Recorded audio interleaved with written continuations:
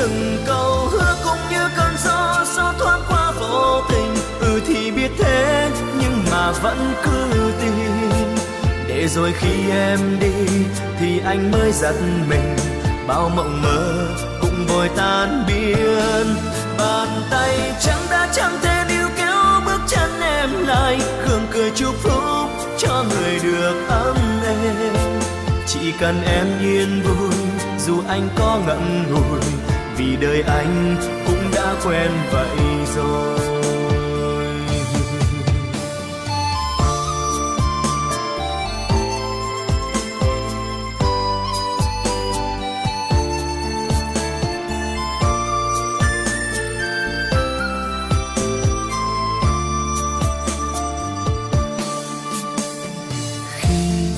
Mắt em ướt về, giọt lệ em ướt trên bờ vai anh. Là khi anh hiểu ra rằng đã đến lúc em phải ra đi.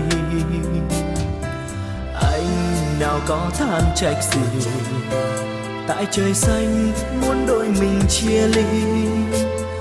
Vì anh tay trắng cỡ hàng, anh trách anh không lo được cho em. Tình yêu ngày xưa hai trái tim vàng. Chuyện tình yêu giống như chuyện cổ tích. Tình yêu ngày nay sẽ sớm đổi thay. Nếu như mà cuộc đời mình không may. Từng câu hứa cũng như cơn gió thoáng qua vô tình. Thì biết thế nhưng mà vẫn cứ tin. Để rồi khi em đi thì anh mới giật mình. Bao mộng mơ cũng vội tan biến. Bàn tay trắng đã chẳng thể níu kéo bước chân em lại. Gượng cười chúc phúc cho người được ấm êm.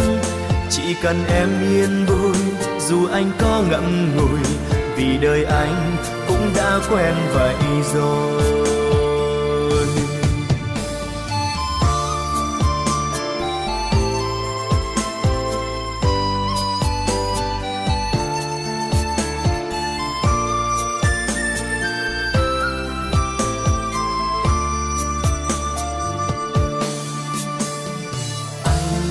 Có than trách gì, tại trời xanh muốn đôi mình chia ly.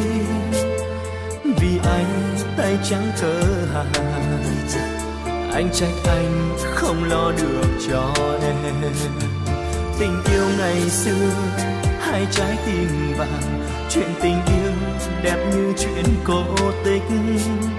Tình yêu ngày nay sẽ sớm đổi thay.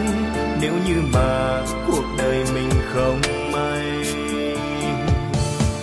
Từng câu hứa cũng như cơn gió thoáng qua vô tình. Thì biết thế nhưng mà vẫn cứ tin. Để rồi khi em đi thì anh mới giật mình. Bao mộng mơ cũng vội tan biến. Bàn tay trắng đã chẳng thể níu kéo bước chân em lại. Gượng cười chúc phúc cho người được ấm êm. Chỉ cần em yên vui dù anh có ngậm ngùi. Vì đời anh cũng đã quen vậy rồi. Từng câu hứa cũng như cơn gió thoáng qua vô tình. Thì biết thế nhưng mà vẫn cứ tin. Để rồi khi em đi thì anh mới giật mình. Bao mộng mơ cũng vội tan biến. Bàn tay trắng đã chẳng thể níu giữ bước chân em lại. Gượng cười chúc phúc cho người được ấm êm.